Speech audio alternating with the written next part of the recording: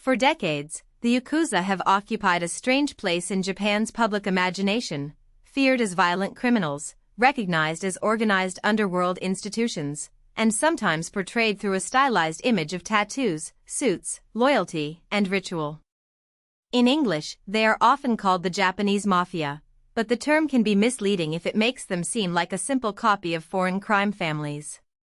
The Yakuza emerged from Japan's own social and criminal landscape, developing distinctive rules, hierarchies, symbols, and public identities. At their peak, they were not a hidden rumor on the margins.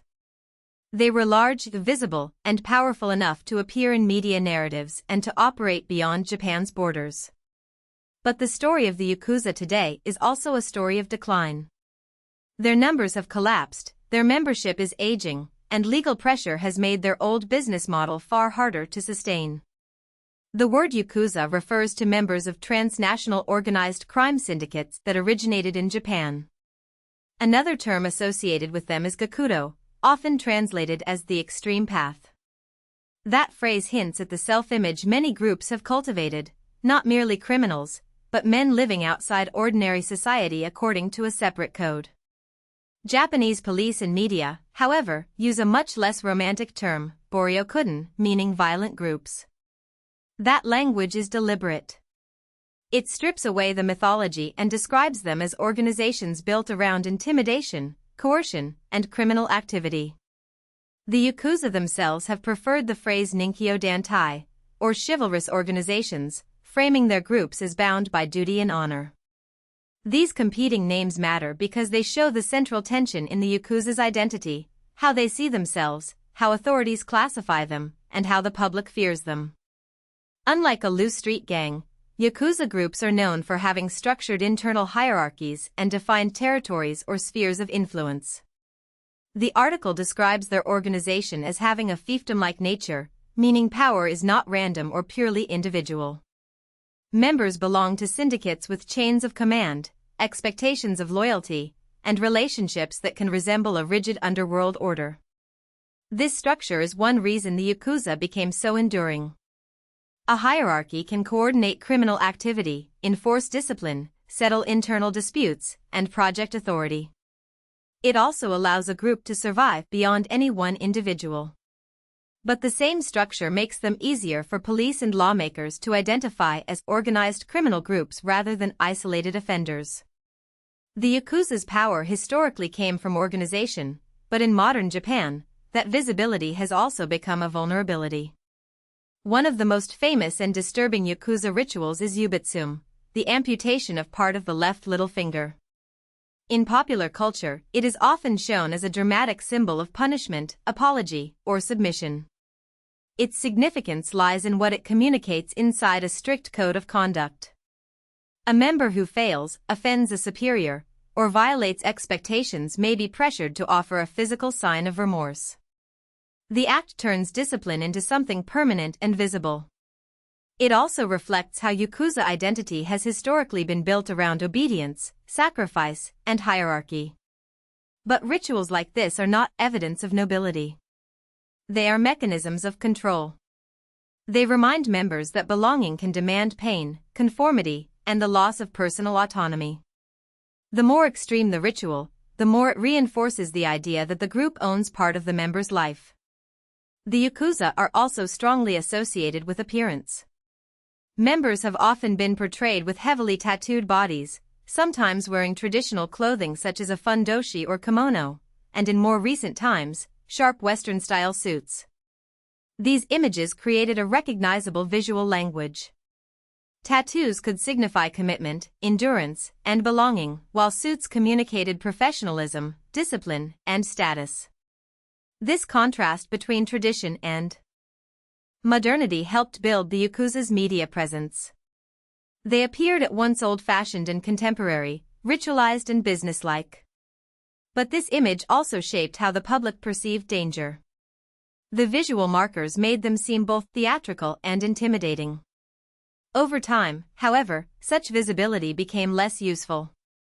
In a society where anti-Yakuza measures increased, looking identifiable could limit movement, business access, and social acceptance.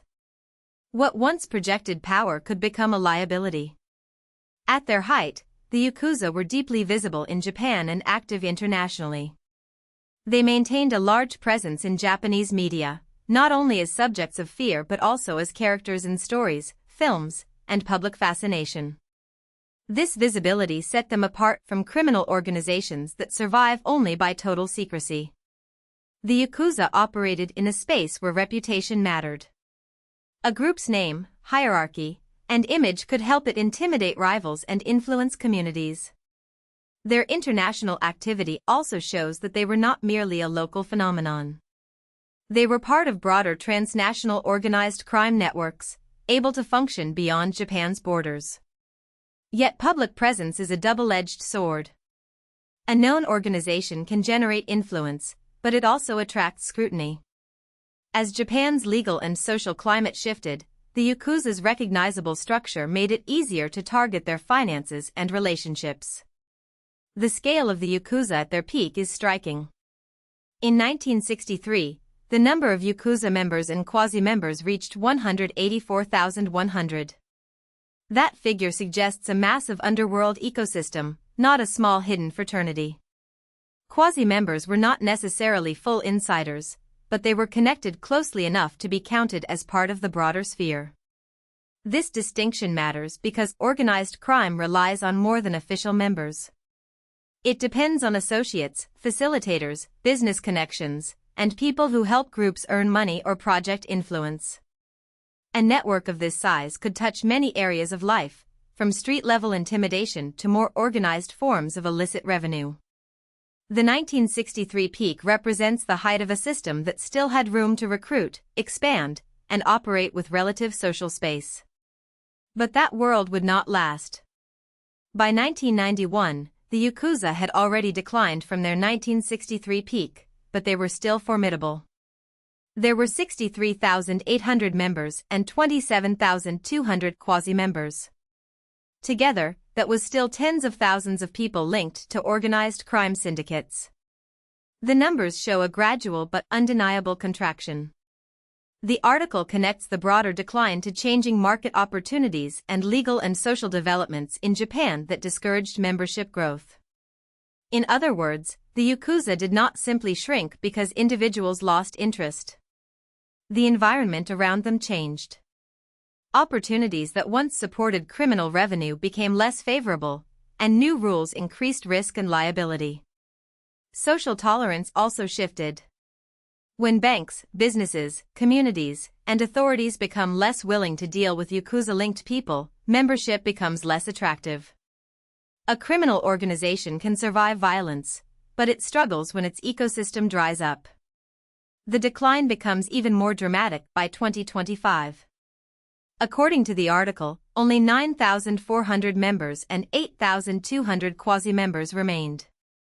Compared with the 184,100 total members and quasi-members recorded in 1963, the reduction is enormous. This is not merely a smaller version of the old Yakuza.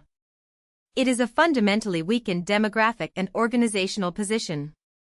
Fewer members mean fewer recruits, fewer loyal workers, less capacity to enforce influence, and fewer people available to sustain the group over time.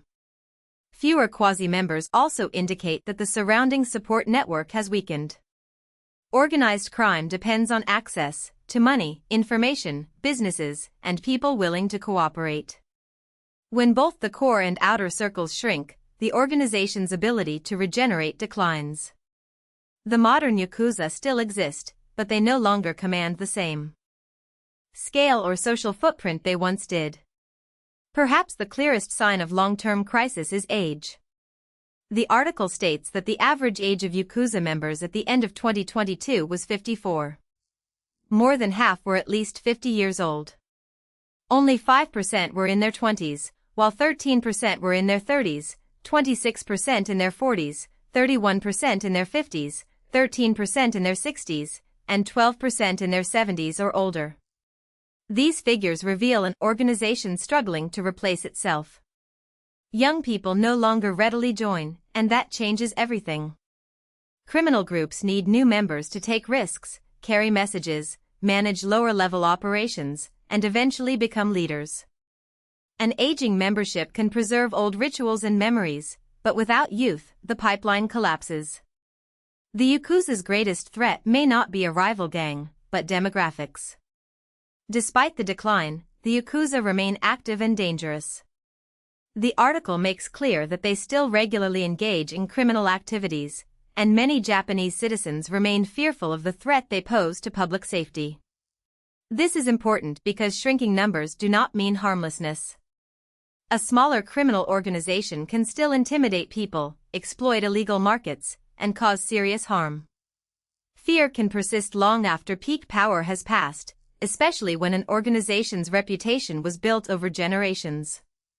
The Yakuza's codes and rituals may attract fascination, but their practical reality is coercion and crime. For ordinary citizens, the issue is not mythology. It is whether these groups can pressure businesses, endanger communities, or benefit from illegal activity. Decline changes the scale of the threat, but it does not erase the threat itself. Japan has not imposed a simple blanket ban on Yakuza membership, but the government has passed many laws aimed at making their operations harder. These measures focus on impeding revenue and increasing liability for criminal activity. That strategy attacks organized crime where it lives: money and access. If members and associates cannot easily earn, do business, or avoid consequences, the benefits of joining fall while the risks rise. This helps explain why the Yakuza have become older and smaller. Their story is not just one of police pressure, but of a changing society that offers less room for the old underworld model. The result is a paradox. The Yakuza remain one of the world's most recognizable criminal organizations, yet their future looks increasingly fragile. Their legend may endure, but their organization is aging, shrinking, and under pressure from every side. If you found this helpful, please like this video and subscribe for more explainers.